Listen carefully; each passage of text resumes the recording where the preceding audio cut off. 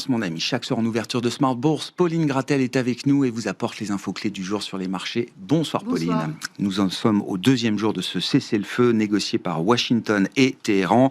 Une trêve qui reste bien sûr fragile. Oui, l'accord semble globalement respecté aujourd'hui, modulo la situation au Liban qui reste floue.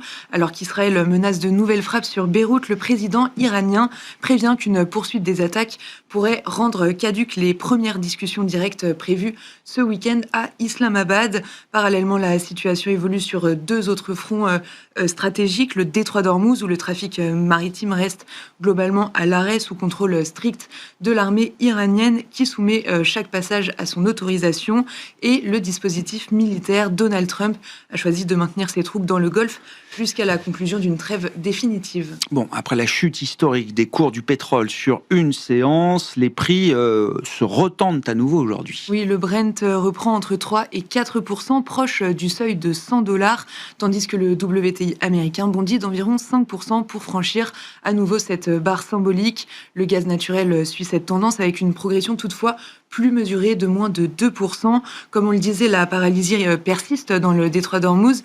Malgré un timide déblocage, le trafic reste extrêmement restreint. Seule une poignée de navires a pu franchir ce canal, laissant encore près de 800 bateaux à l'arrêt, dont un bon nombre de pétroliers. Bon, et puis les actifs risqués, notamment les actions, digèrent la séance d'hier avec un soulagement historique. Oui, les places boursières marquent le pas aujourd'hui. En Europe, le Stoxx 600 s'inscrit en retrait de 0,5%, tandis que le CAC 40 consolide. Hier, l'indice parisien avait réalisé sa meilleure performance depuis 2022, bondissant de plus de 4%. Le CAC 40 gravite aujourd'hui autour de 8200 points, lestés notamment par le secteur du luxe. Outre-Atlantique, les indices américains débutent également la séance sur une note prudente. Le Dow Jones, le S&P 500 et le Nasdaq évoluent en léger repli. Et puis je le disais en titre, le rendez-vous du jour et de la semaine, ce seront les chiffres d'inflation aux États-Unis et des investisseurs qui ont pris connaissance de l'inflation PCE. Oui, c'est l'indicateur de référence pour la Réserve fédérale. Ces chiffres du mois de février sont parfaitement alignés sur les prévisions et ne reflètent pas encore l'impact du conflit au Moyen-Orient. L'indice PCE progresse de 0,4% sur un mois et de 2,8% sur un an.